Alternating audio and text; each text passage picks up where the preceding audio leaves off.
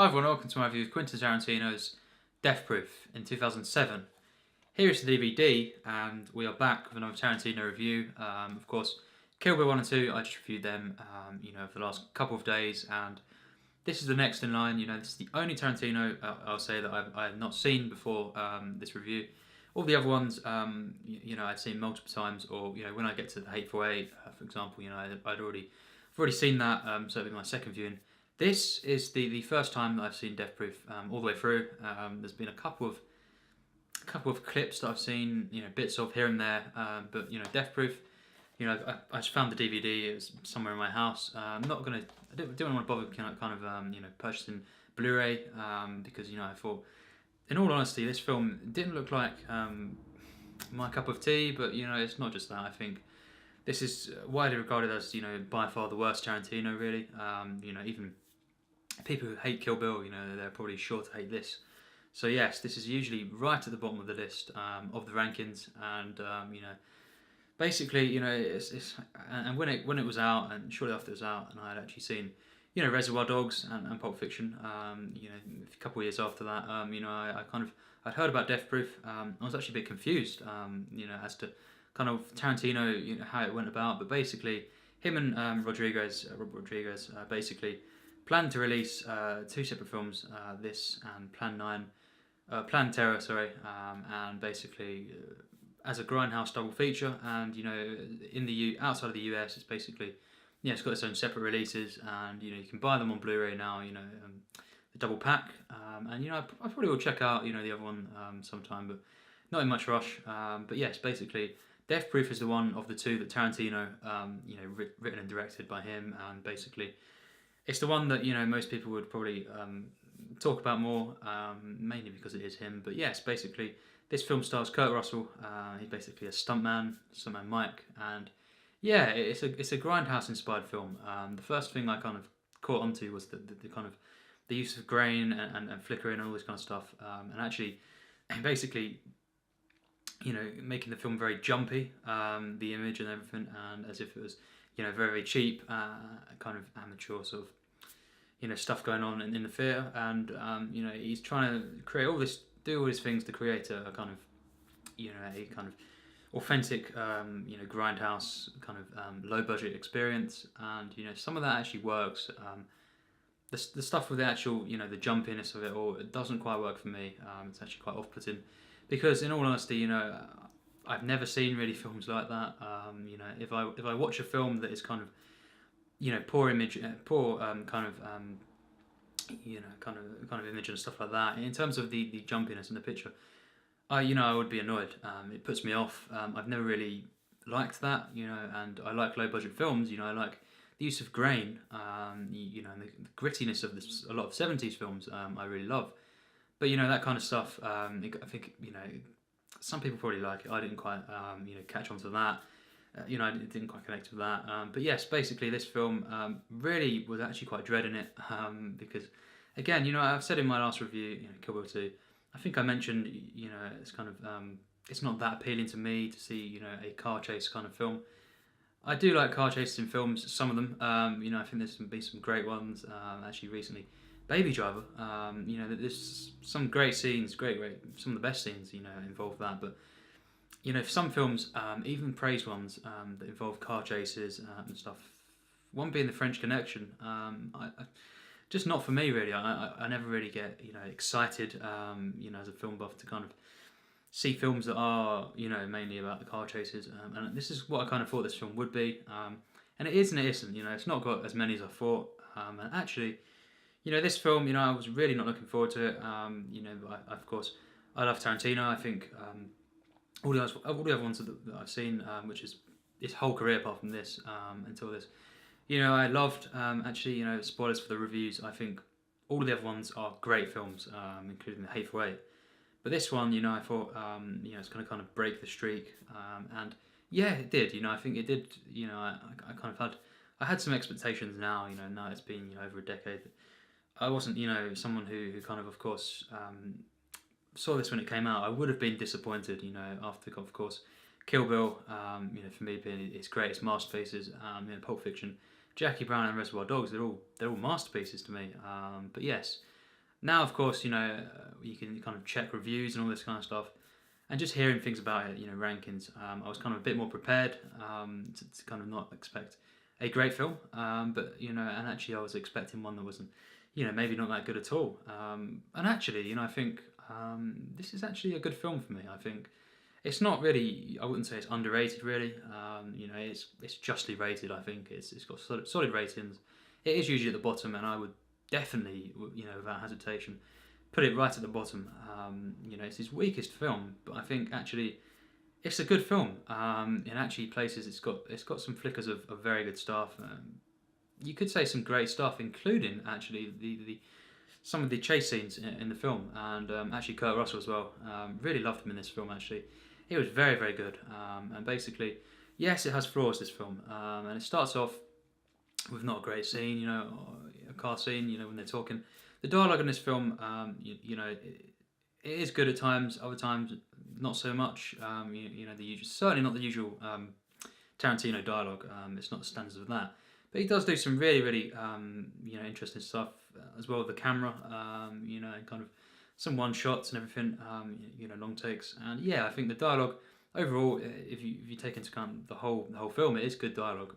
It's not the genius dialogue really for me that Tarantino has delivered on every film that I've seen, apart from this. And yes, I think it has flaws with, just some odd moments in this film, and a lot of characters that aren't great in the film. There's not really anyone really apart from, Kurt Russell, of course the character of Stuntman Mike, and maybe as a collective whole, there's moments at the end with the second group of characters. They are really good in terms of what happens. This is not going to be a spoiler review, but let's just say it's a very very satisfying film towards the end. The ending, is actually really really well done. And yes, I think this film is not meant to be a big event really. It's certainly not. It's not meant to be Pulp Fiction or Kill Bill or Django Unchained. I think yes, there was a gap between between Kill Bill 2 and this. Of course, a 3-year gap, and of course Kill Bill 1 and 2 is kind of part of the same thing, which was 2003. That it's kind of the first one was out, and it's a long wait, and it's not kind of anywhere near the rest of his films. But I do think the fact that, and Tarantino has said that this is his weakest one in his opinion. I think the budget is low, and I think it doesn't seem his usual standards. But I think for what it is, actually, it is a decent film. I think it has got some very impressive stuff in there. Basically, it's the story of mainly these two groups of characters. Mainly women characters who basically, Kurt Russell is a stuntman, but he's basically a serial killer, and he kind of picks these women up. That's kind of what he does, and his car is referred to as death proof. It's kind of a stunt car, film stunt car, where his seat, of course, is actually protected from crashes and everything. So he puts people in. His idea really, which he learned early on, is he puts people in a seat next to him with kind of glass and everything there, and then he kind of he basically kills them through that. And I think that there's mainly two groups, and then the second group, stuff escalates there, and you've got the massive chase. It's meant to be 18 minutes, but it's not 18 minutes unbroken chase, but it is a whole sequence that or an act that is basically that long in terms of the whole sequence, and it involves great chase sequences. I think I think this is definitely some of the best car chases in cinema I've seen. It's very visceral. It's it's just tension. It's so good in what Tarantino does with the tension, and actually at the end of each kind of the two groups acts, you care about I cared enough about the characters to kind of kind of be invested, and I think especially the second group of characters, and then it was actually very very satisfying, the actual ending. But yes, basically some of the characters include actresses played by Mary Elizabeth Winstead. Of course you've got Zoe Bell, who is of course a stunt double for Uma Thurman actually in Kill Bill. So yeah, she was in the film. And you've got just some other Eli Roth is in the film as well. Of course, he's in Inglourious Basterds, And yes, apart from that, you've not got really well-known actors, actresses, but you have got some decent characters overall. I think there's a real charm to it. I think in its kind of low-budget, gritty feel, it does work. To an extent. I think the stuff where the image actually jumps and kind of really it does annoy me at times, and I think the use of grain and actually just the use of commercials and everything, it is very good. But the stuff where the image stops and the film basically is all jumpy, in certain moments, that didn't work for me. I don't think that really is ever necessary in a film. But I understand what he was going for, of course, and of course he likes and loads of people like that kind of stuff. It's never really appealed to me. Having a poor kind of experience of a film. It's never really like that. Yes, I love grain. I love overall gritty films at times. Mean Streets, Taxi Driver. Many films of the '70s. Deliverance, stuff like this. I think it's great. When it's done well. But I don't think an actual kind of just poor experience of a film is appealing. So that didn't work. But yes, I think the dialogue has got its moments where it's not great. It is a bit kind of cheap at times. I suppose that's the intention. But overall, I don't think this can be called great for me. This film, but the fact that this is Tarantino's worst film, for me, and it's still a good film. It could have been very good if it was just more consistent. I think the very very opening sort of 5 minutes or so wasn't that good. And then the sort of transition between the two groups of characters, focuses on a different group in the second half. And most people say that the second half isn't as good. I actually think in many ways it's better, and I think the transition between the two groups is not as kind of it's not as steady as I thought it could have been, and it took me again another 10 minutes or so to actually really care about these characters. At first, the scene where they're kind of introduced, it could have been done better for me. I think cinematography though is actually very impressive overall. I think the car chases are very visceral. Kind of edgy to see, and what Tarantino does with the the action itself. He does it in layers, and it's kind of there's a real progression to it where he kind of mounts up the tension, and then you've got kind of moments to rest within that last sort of chase, and then it goes back to it, and it kind of back with a vengeance, kind of thing. And I think the ending is really really good. So yeah, Kurt Russell, very very good performance in this film. He's a character, this is one of the things why I'd say, could have been very good. It didn't have maybe just some more flaws of the film. But yes, basically, Kurt Russell, as the kind of the villain of the film, is very very good. I think, of course, Tarantino, massive fan of Kurt Russell. So am I. The Thing and all this kind of stuff, and he wanted to kind of allow Kurt Russell to have a very good role, a big role in his film, and of course this is the least popular Tarantino, but Kurt Russell, I think is very very impressive in the film. He's a mental character that he plays with Mike, and very very very creepy, and kind of I didn't kind of feel sorry for him, but I felt some other things for him, not just kind of wanting the characters to kind of beat him in the end, but I think he does give a very good performance. I think the character is well written. I think he's the best character in the film, and I think it's very very satisfying sort of the last act of the film, and I think this is much better than I thought it would be. The fact that this is, as I say, Tarantino's worst, it's still a good film. Now, a lot of directors can't say that their worst film it's still good. Most directors that have made at least more than 5 or so have made some duds. It's pretty well known.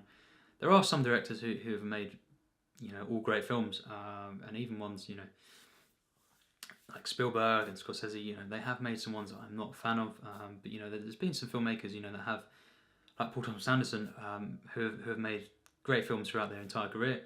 And Tarantino is pretty much this guy, apart from this, but the fact that it's not a bad film is really big praise for him. I think this isn't meant to be his best film. It's not meant to be a one that he puts his all his passion in. He tries to make it just a masterpiece. I think it just is. It's a tribute.